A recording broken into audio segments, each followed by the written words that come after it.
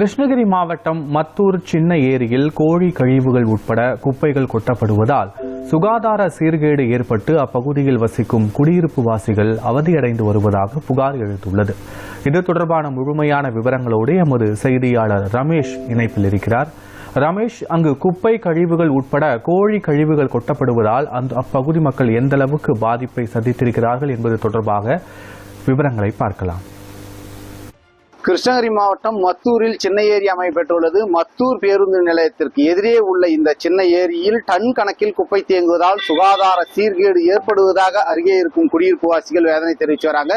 மத்தூர் சின்ன ஏரியில் 2 டாஸ்மாக் கடைகள் அமைப்பெற்றுள்ளது. அருகே 50க்கும் மேற்பட்ட குடியிருப்பு வீடுகள் உள்ளன. சுமார் 10 ஏக்கர் பரப்பளவு கொண்ட இந்த சின்ன ஏரியில் கோழி கழிவுகள், ஓட்டல் கழிவுகள், பழக்கடை கழிவுகள் மற்றும் ஊராட்சி குப்பைகள் என டன் கணக்கில் கொட்டி குவித்து வைத்திருக்காங்க. இதனால் துர்நாற்றம் வீசுவதோடு சுகாதார சீர்கேடு ஏற்படுவதாக வேதனை தெரிவித்த காட்சிகளை தற்போது பார்க்கலாம். 40 வருஷமா குடியிருக்கிறேன். இங்கதான் வீடு குடியிருக்கிறேன். குடி இருக்கவே முடியல. மத்தூர் கழிவு பூரா மொத்தம் இங்கதான் கொட்டுறாங்க.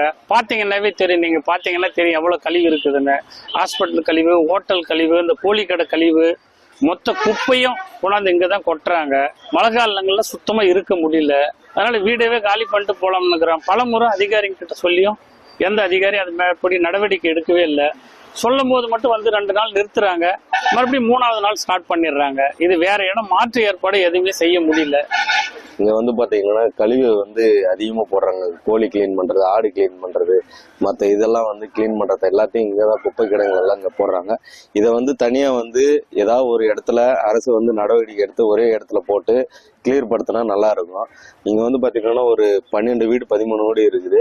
ஆனா இங்க கிராமங்கள்ல எல்லாம் பாத்தீங்கன்னா மத்தூர் இதுல ஊர்ல எல்லாமே ஒரு 500 வீடுக்கு மேல இருக்கும். இங்க போக்குவரத்து அதிகமா இருக்கு. துர்நாற்றம் அதிகமா அடிக்குது.